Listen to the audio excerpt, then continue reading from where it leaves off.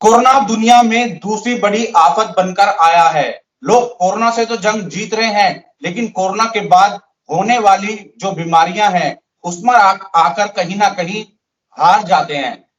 पहले black fungus, white fungus और अब अमीबा जैसी बीमारियां आने लगी हैं। इस पूरे विषय पर बात करने के लिए हमारे साथ गंगाराम हॉस्पिटल के गैस्ट्रोलॉजी के हेड डॉक्टर अनिल अरोड़ा जी हैं। अनिल अरोड़ा जी, बहुत बहुत स्वागत है आपका पंजाब केसरी और नवोदय टाइम्स पर। Thank you so much. Sir, ये जो अमीबा है ये क्या है? अमीबा एक यूनिसेलुलर ऑर्गेनिज्म है जो कि एक सिंगल सेल से सारे फंक्शंस बॉडी में कर सकता है। देखिए, जैसे हमारे शरीर में मिलियंस ऑफ सेल्स हैं, हर सेल का अलग काम है।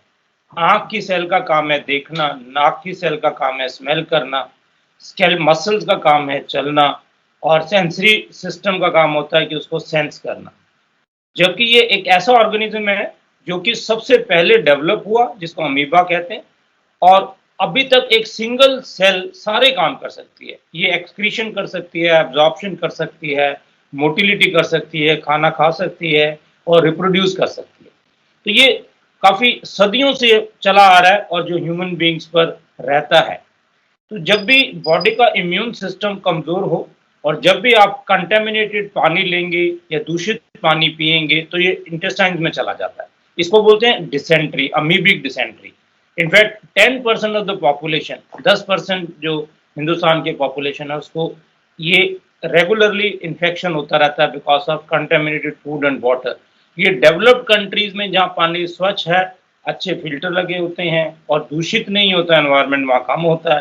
डेवलपिंग पुअर कंट्रीज में, हमारे जैसे मुल्कों में ये ज्यादा होता है। सर, कई अस्पतालों में लीवर में कहें तो लीवर में जो है कीड़े पड़ने जैसी शिकायतें लेकर लोग ज्यादा आ रहे हैं जो कोरोना से ठीक हुए हैं। आपके भी अस्पताल में कितने मरीज आए थे और कितने लोगों को आपने ठीक किया? अभी रिसेंटली हमने 16 केसेस देखे हैं जिनको अमीबिक लिवर एब्सेस हुआ। 14 केसेस का ऑलरेडी हमने 3 दिन पहले मीडिया में सबमिट किया था फॉर इंफॉर्मेशन। उसके बाद 2 केसेस और आ गए। तो हमने ये देखा कि ये लोग वो लोग थे जिनको इम्यून सिस्टम कोरोना से पहले खराब नहीं था। तो हमारा ये मानना है कि जब कोरोना वायरस हुआ तो उसने इम्यून सिस्टम को कमज़ोर कर दिया। अब हमारे मुल्क में बेसलाइन अमीबिक इन्फेक्शन का इंसिडेंस काफ़ी होता है। तो जब आपका टेम्परेरी इम्यून सिस्टम कमज़ोर हुआ कोरोना की वजह से, प्लस 14 में से 8 लोगों को स्टीरॉयड देने पड़े। अब स्टीरॉयड एक दोहरी तलवार है, देनी भी ज़रूरी है कि मरीज़ की जान बच जाए कोरोना में, और अगर आप देते हैं तो उसके पोटेंशियल साइड इफ़ेक्ट्स होते हैं, basically in the form of suppression of immunity. आपका जो इम्यून सिस्टम है, आपका डिफेंस है, आपका जो रक्षा का तरीका है वो कमज़ोर पड़ जाता है। तो जब इम्यून सिस्टम कमज़ोर हुआ और वायरस ने इम्यून सिस्टम को कमज़ोर किया और स्टीरॉयड ने कमज़ोर किया, तो डबल रीजन से इम्यून सिस्टम कमज़ोर हुआ। और तो जब आप कंटेमिनेटेड वाटर लेंगे तो जो अमीबा आपके इंटेस्टाइन में चला गया। इसमें हैरानी वाली ये चीज़ थी इसमें कि उसमें से 14 केसेस ऐसे थे जिसमें मल्टीपल लिवर एब्सेसिस थी। यूजुअली जो लिवर एब्सेस होता है अमीबा के बाद वो सिंगल एब्सेस होती है और right lobe of the liver में होती है। इसमें हमने देखा कि 6 लोगों को दोनों तरफ, दोनों लोब में लिवर एब्सेस थी और कुछ लोगों में तो लिवर एब्सेस इतनी बड़ी थी कि एक पेशेंट की लिवर एब्सेस इंटेस्टाइन में, पेट में फट गई और उसकी मौत हो गई। अदरवाइज एक पेशेंट में 20 सेंटीमीटर की एब्सेस भी थी। तो हमारा ये मानना है कि ये लोग कोविड से रिकवर कर रहे थे, उनका इम्यून सिस्टम कमज़ोर होने से उनको अमीबिक इन्फेक्शन हुआ। पुअर इम्यून सिस्टम की वजह से ये इन्फेक्शन अमीबा का इंटेस्टाइन से ट्रेवल होकर पोर्टल वेन के थ्रू लिवर में जाके बैठ गया, जहां इसने धीरे धीरे करोध करके उसको लिवर की पस बना दी। अब दोनों तरफ मल्टीपल एब्सेसिस को हमें 10 पेशेंट को एडमिट करना पड़ा, 4 पेशेंट को हमने दवाई से घर में ठीक कर दिया, बाकियों को ट्यूब से पस निकाली गई।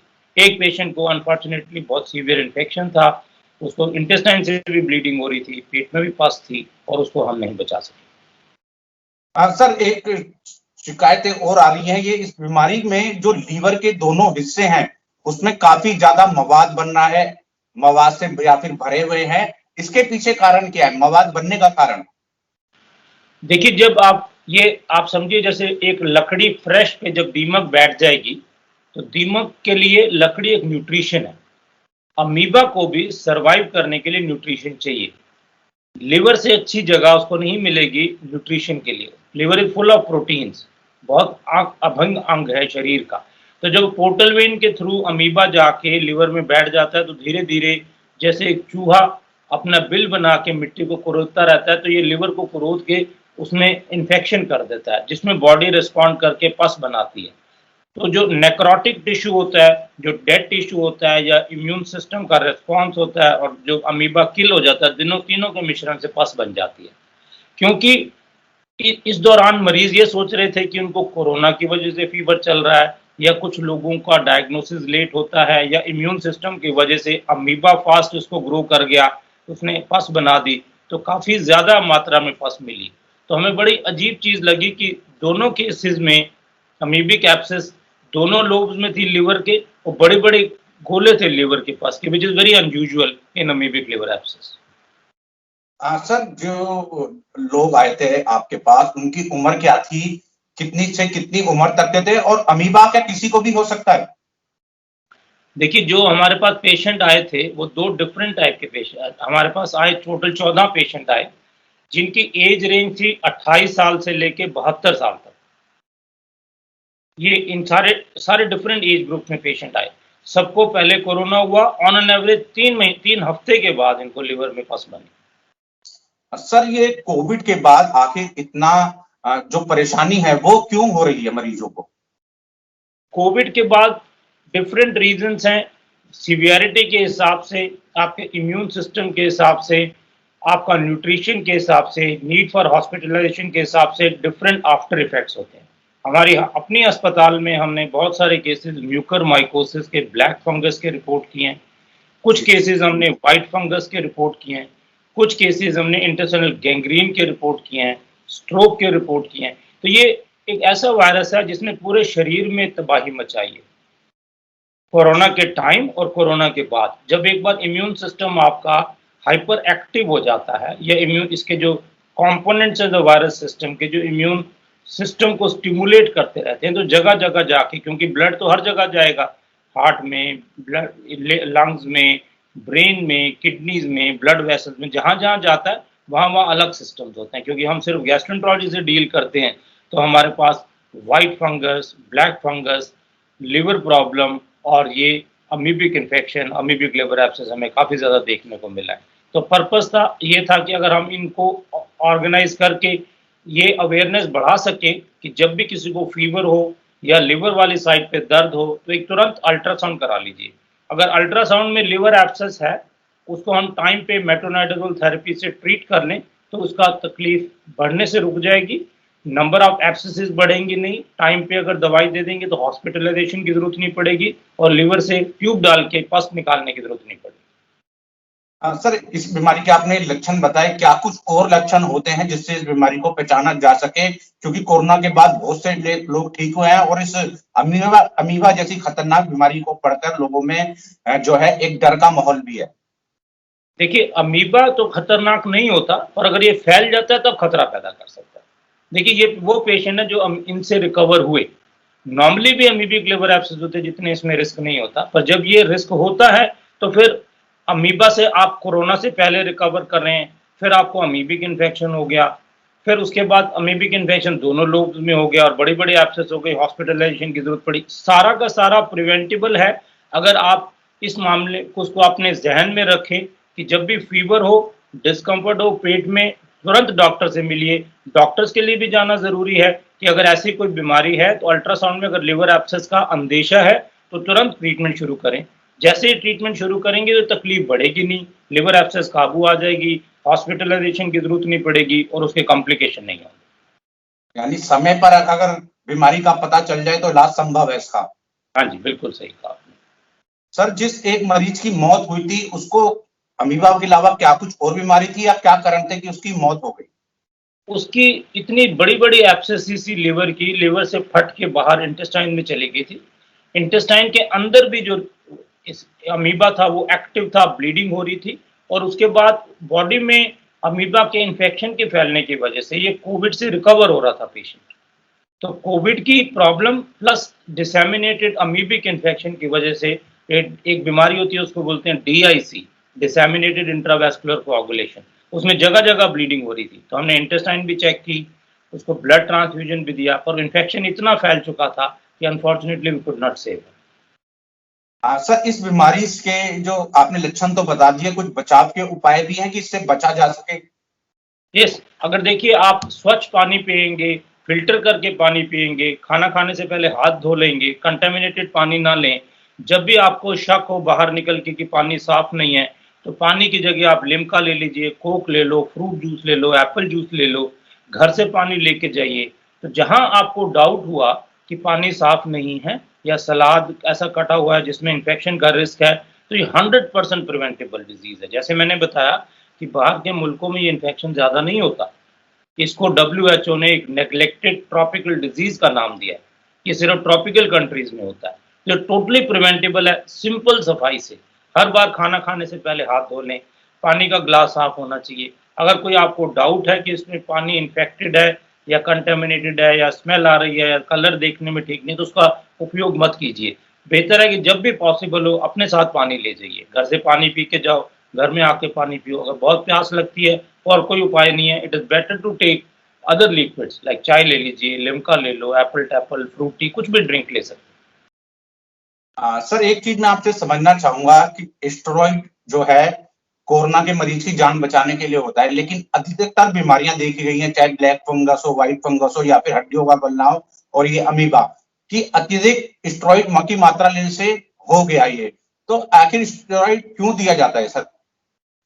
देखिए, जैसे ये बड़ा अच्छा साइंटिस्ट ने डिस्कवर किया है कि कोरोना वायरस डायरेक्ट इंजरी नहीं करता शरीर में। जब कोरोना वायरस शरीर में एंटर करता है तो बॉडी का जो रिस्पॉन्स है वो बहुत ज़्यादा एग्जेजरेटेड होता है, बहुत उत्तेजित हो जाता है उसका इम्यून रिस्पॉन्स। इतना उत्तेजित हो जाता है कि जहाँ वायरस बैठा है, क्योंकि ये कोरोना लंग में एंटर करता है, इतना उत्तेजित वायरस जब उत्तेजित इम्यून सिस्टम वायरस को किल करता है, तो जहाँ वो वॉर हो रहा है, जहाँ झगड़ा हो रहा है, जहाँ लड़ाई हो रही है, वो एरिया डेड हो जाता है। तो वायरस तो मर गया, इस चक्कर में लिवर की भी डेथ हो जाती है या लंग्स की भी डेथ हो जाती है। तो उस उत्तेजित इम्यून सिस्टम को, जिसको हाइपर इन्फ्लेटेड इम्यून सिस्टम बोलते हैं, तो उसको सप्रेस करने के लिए हमें स्टेरॉइड्स की ज़रूरत होती है। पर स्टेरॉइड दोहरी तलवार है। जब आप इम्यून सिस्टम जो बहुत ज़्यादा उत्तेजित था, आपने उसको ठंडा किया कि लंग में इंजरी ना हो, पेशेंट की जान बच जाए। इसी दौरान जो ऑर्गेनिजम्स होते हैं, bacteria, black fungus, white fungus, amoeba, वो मौका ताड़ रहे होते हैं कि जैसे इम्यून सिस्टम आपने सप्रेस किया, जैसे आप इंडिया से अगर वेस्टर्न बॉर्डर में हटाएंगे तो आपके ईस्टर्न बॉर्डर से चोर आ गए, ईस्टर्न बॉर्डर से फौज हटाई तो वेस्टर्न बॉर्डर से फोर्स आ गई। तो दोनों तरफ से ये डिफिकल्ट प्रॉब्लम है, इसलिए इसका यूज और मिस यूज दोनों बहुत कॉमन है। In fact it is a life saving drug, but you have to pay price for this. जाते जाते मेरा एक आखिरी सवाल, कोरोना से तो लोग जंग जीत रहे हैं, लेकिन अपने आप को स्वस्थ कब महसूस करें, क्योंकि कोरोना के बाद तमाम तरह की बीमारियां जो है लोगों को जकड़ रही हैं, तो कब स्वस्थ महसूस करें कि अब हम ठीक है? कोई समय सीमा? यह 3 महीने तक ये माना गया है कि कोरोना में जो इम्यून सिस्टम को स्टिमुलेशन होता है, तो 3 महीने तक बॉडी का सिस्टम ऑल्टर्ड रहता है, ऑल्टर्ड इम्यूनिटी रहती है। तो मेरे हिसाब से जो प्रिकॉशंस मैंने बताई उसकी कोई सीमा नहीं है। स्वच्छ पानी पीना, हाथ धो के खाना खाना, बाहर पानी ना पीना, कटा हुआ फल, कटा हुआ सलाद ना खाना, इसकी कोई तो सीमा नहीं होनी चाहिए। ये आपको लाइफ लॉन्ग सिंपल मैकेनिज्म है, सिंपल प्रिकॉशन है, सिंपल परहेज है जो आपको हमेशा के लिए बचाएगा। आज कोरोना है, कल कोई दूसरा वायरस आएगा, परसों तीसरा फंगस आएगा, फिर आपको ब्लैक फंगस, व्हाइट फंगस। अगर हम जापानीज से कुछ सीखें तो वो रूटीनली मास्क यूज करते हैं, तो उनके रेस्पिरेटरी डिजीजेस कम है। इस पैंडेमिक में अगर हम कुछ लेसन ये ले सकें कि ये प्रिकॉशंस को हम टेम्परेरी ना माने, इवन दो ये माना गया है कि 3 महीने तक रिस्क होता है, पर 3 महीने के बाद अगर हम फिर खुल के वही गलतियां करते थे जो पहले करेंगे, तो हाउ डू यू नो कि हमारे पास दूसरा कोरोना नहीं आएगा या दूसरा इन्फेक्शन नहीं आएगा। आप देखिए, जिस डेवलप्ड कंट्रीज में पानी साफ है, अच्छी हाइजीनिक प्रैक्टिसेस हैं, अच्छी एजुकेशन है, वहाँ ये अमीबा होता नहीं है। ये नहीं कि अमीबा खत्म हो गया, वो वहाँ से चल के ट्रॉपिकल कंट्रीज में आ जाता है। तो ये सिंपल प्रिकॉशन जिसमें कोई खर्चा नहीं है, जिसमें कोई पैसे नहीं लगने, जिसमें कोई मेहनत नहीं लगनी। It should be a part of our routine. इसमें समय की सीमा नहीं होनी चाहिए। तो ये थे डॉक्टर अनिल अरोड़ा, जो कि गंगा राम अस्पताल में डायरेक्टर हैं और गैस्ट्रोलॉजी डिपार्टमेंट के हेड हैं, और इतनी महत्वपूर्ण जानकारी आप इन्होंने साझा की। बहुत बहुत शुक्रिया सर, पंजाब केसरी टीवी और नवोदय टाइम्स से बातचीत करने के लिए। Thank you so much.